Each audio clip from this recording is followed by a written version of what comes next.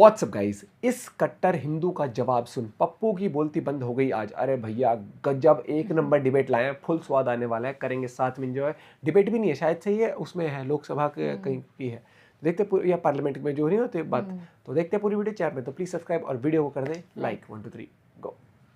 दोस्तों, किसी भी युद्ध को करने के जनरली दो ही तरीके होते हैं, पहला तो डिफेंसिव और दूसरा एग्रेसिव। मेरे हिसाब से अगर आप सिर्फ डिफेंसिव लड़ रहे हैं तो फिर आप अपनी हार को कुछ देर के लिए टाल जरूर सकते हैं। आप लड़ तो जरूर सकते हैं लेकिन जीत बिल्कुल नहीं सकते। लेकिन अगर आप एग्रेसिव हो तो आपके जीतने के चांसेस काफी हद तक बढ़ जाते हैं। लेकिन ये बात भाजपा को समझ नहीं आ रही। जो लोग अपने आप को हिंदू कहते हैं वो 24 घंटा हिंसा हिंसा हिंसा। राहुल गांधी ने भरी सभा में भाजपा के सर पर बात मढ़ते हुए बयान दिया कि हिंदू हिंसक हैं। वो लोग जो अपने आप को हिंदू कहते हैं वो सब के सब हिंसक हैं, हिंसा करते हैं, जिसके जवाब में भाजपा मिमियाती नजर आ रही है।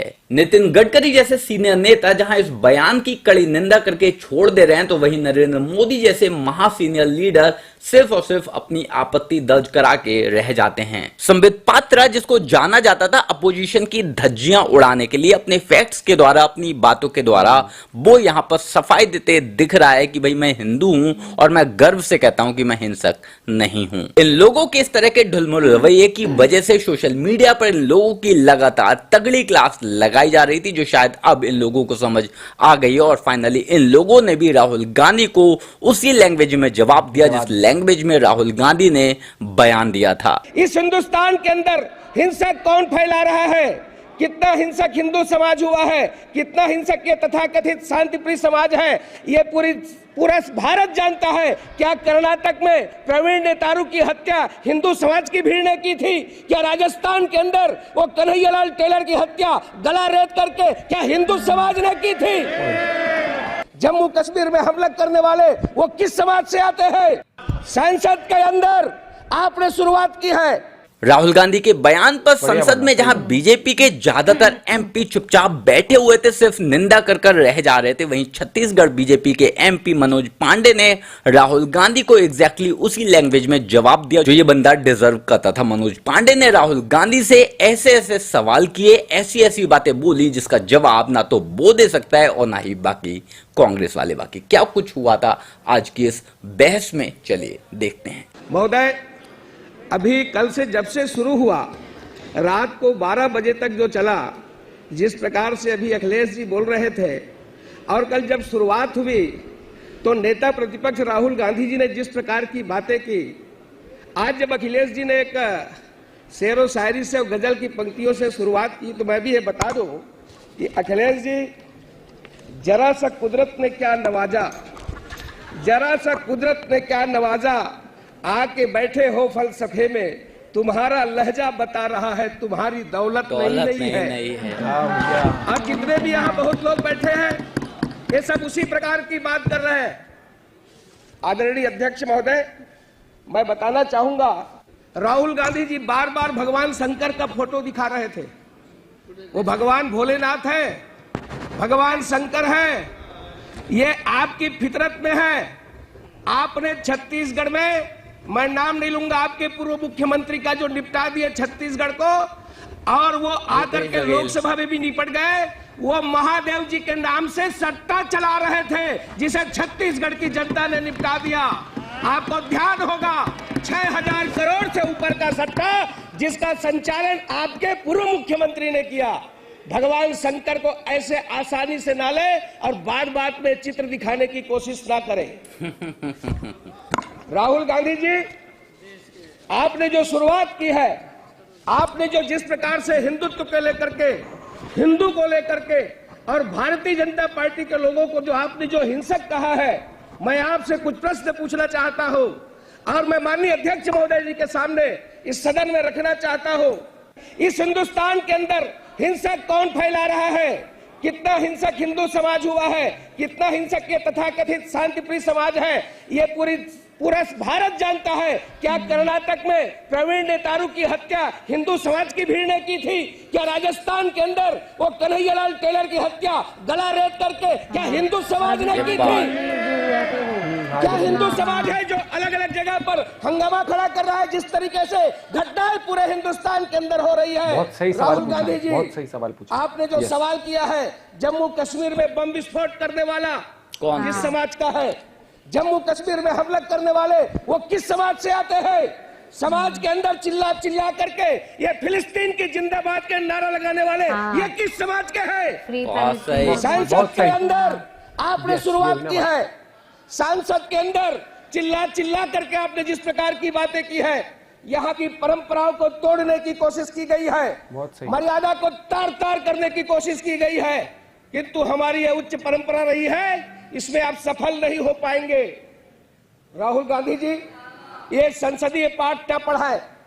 आज आपने जिस प्रकार से हिंदुत्व का अपमान किया है, आपने जिस प्रकार से ये कल जो शुरुआत की है, और आपके ही पार्टी के एक उत्तर प्रदेश के सांसद ने जो कहा है, उन्होंने छत्तीसगढ़ की बात की है। इमरान मसूद छत्तीसगढ़ में मॉब लिंचिंग की बात कही है। मैं सदन के सामने बताना चाहता हूं, वो क्या काम करने के लिए गए थे आपको मालूम है छत्तीसगढ़ में? और कैसे रात के अंधेरे में वो नदी में कूद गए? आप ये फालतू बात न करें। छत्तीसगढ़ के साजा के अंदर जिस प्रकार की मॉब लिंचिंग पूर्व मुख्यमंत्री के समय हुई है, आप उसकी बात को बताएं। मैं आज सदन को बताना चाहता हूं कि जब हिंदुत्व की बात होती है, तब अटल जी की वो पंक्तियां याद आती है, हिंदू तन मन हिंदू जीवन, रग रग हिंदू मेरा परिचय। मैं आदि पुरुष निर्भयता का वरदान लिए आया, भू पर पै पी कर सब मरते आए, मैं अमर हुआ तो विष पीकर। मुझको मानव में भेद नहीं, मेरा अंतर स्थल है विशाल, जग के ठुकराए लोगों को लो मेरे घर का खुला द्वार। अपना सब कुछ लुटा चुका, फिर भी अक्षय है धनागार, मेरा हीरा पाकर ज्योति परकियों का वह राज मुकुट। यदि इन चरणों पर झुक जाए कल वह किरीट तो क्या विस्मय। हिंदू तन मन हिंदू जीवन, रग रग हिंदू मेरा परिचय। यानी ये हिंदू हिंदुस्तान का परिचय है। होकर स्वतंत्र कब चाहा है, होकर स्वतंत्र कब चाहा है, मैंने कर लूं जग को गुलाम। मैंने तो सदा सिखाया है करना निज के मन को गुलाम। गोपाल राम के नामों पर मैंने कब अत्याचार किया, कब दुनिया को हिंदू करने घर घर नरसंहार किया। भूभाग नहीं, सत सत मानव की हृदय जीतने का निश्चय। हिंदू तन मन हिंदू जीवन, रग रग हिंदू मेरा परिचय। ये हिंदुत्व है। और आपने हिंदू को, हिंदू समाज को, हिंदुस्तान को आपने बदनाम करने की कोशिश किया है। कोशिश नहीं की है, बाकायदा इस बंदे ने हिंदू धर्म को बदनाम किया है। भाजपा के कंधे पर बंदूक रखकर इस बंदे ने जो गोली चलाई है वो सीधे हिंदुत्व पर ही चलाई है, ना कि भाजपा पर। क्योंकि भाजपा के सांसद मुसलमान नहीं है, भाजपा के ज्यादातर, इनफैक्ट कह सकते हैं कि लगभग सभी के सभी हिंदू हैं। और अगर आप कह रहे हो कि भाजपा के लोग हिंसक हैं, इसका मतलब यही होता है कि हिंदू हिंसक हो गया। और इससे पहले भी राहुल गांधी ने जाने कितनी बार हिंदू धर्म पर, हिंदुत्व पर या फिर बाकी हिंदू आइडियोलॉजीज पर इसी तरह के प्रहार किए हैं। और अगर भाजपा सिर्फ डिफेंसिव होकर खेलती रही तो 2029 का इलेक्शन भी इन लोगों पर काफी भारी पड़ सकता है। बाकी आप लोग इस बारे में, ये चीज इनको समझनी पड़ेगी कि आपको ना हर एक को खुश करके नहीं चल सकते आप।